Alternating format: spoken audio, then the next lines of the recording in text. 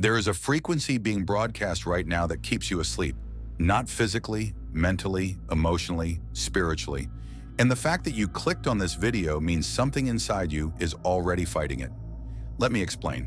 In 1952, a German physicist named Winfried Otto Schumann discovered that the Earth itself pulses with an electromagnetic frequency, 7.83 Hertz.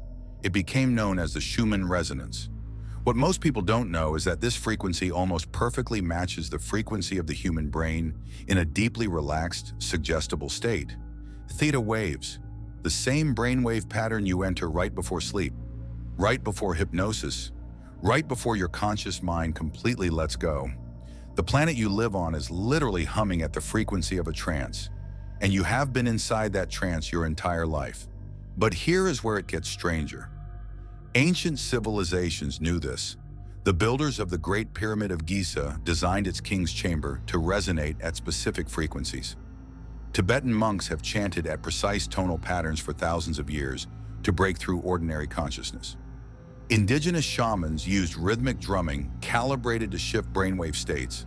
Across every continent and every era, there have been people who understood that ordinary waking life is not actually waking life at all. It is the deepest form of sleep, and they built technologies not from silicon and code, but from stone and sound and breath, designed to wake people up.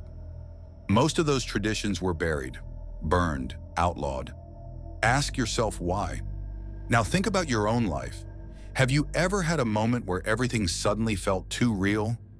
Where you looked at your hands or caught your reflection and something felt deeply, inexplicably wrong?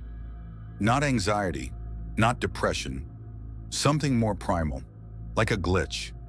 Like for half a second, the program stuttered and you saw the edges of the screen. Psychologists call this depersonalization, and they classify it as a disorder. But what if it is the opposite? What if those moments are not your mind breaking down, but your mind breaking through? What if the disorder is the normal state, and those flashes of raw, unfiltered awareness are the cure? There is a concept in Gnostic philosophy called the archon.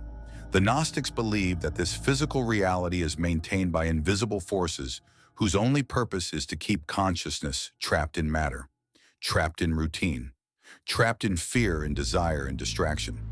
They wrote about this 2,000 years ago. Today we carry devices that monitor our eye movements to serve us content engineered to trigger dopamine loops. We live inside systems designed to capture attention and never give it back. The language is different. The mechanism is identical. Something does not want you to sit in silence. Something does not want you to ask the questions you are asking right now. And here's the part that will keep you up tonight. The moments when you feel most awake, those rare seconds of absolute clarity where time seems to stop and you feel connected to something vast and unnamed, those moments terrify the people around you. Because a person who is truly awake cannot be controlled. They cannot be sold things they do not need. They cannot be convinced to hate on command. They cannot be kept small. Every system of power throughout human history has depended on one thing: sleeping people who believe they are already awake. So here is what I need you to understand. You are not broken. You are not lost. You are not anxious because something is wrong with you. You are anxious because something inside you remembers what it felt like before the trance, before the noise, before you were taught to stop asking dangerous questions. That restlessness you carry is not a flaw. It is a signal. It is the part of you that was never supposed to survive the programming, still alive, still pushing, still refusing to stay under. You were never supposed to wake up, but something in you did not get the memo. And now that you have heard this, you cannot unhear it. The only question left is what you do next.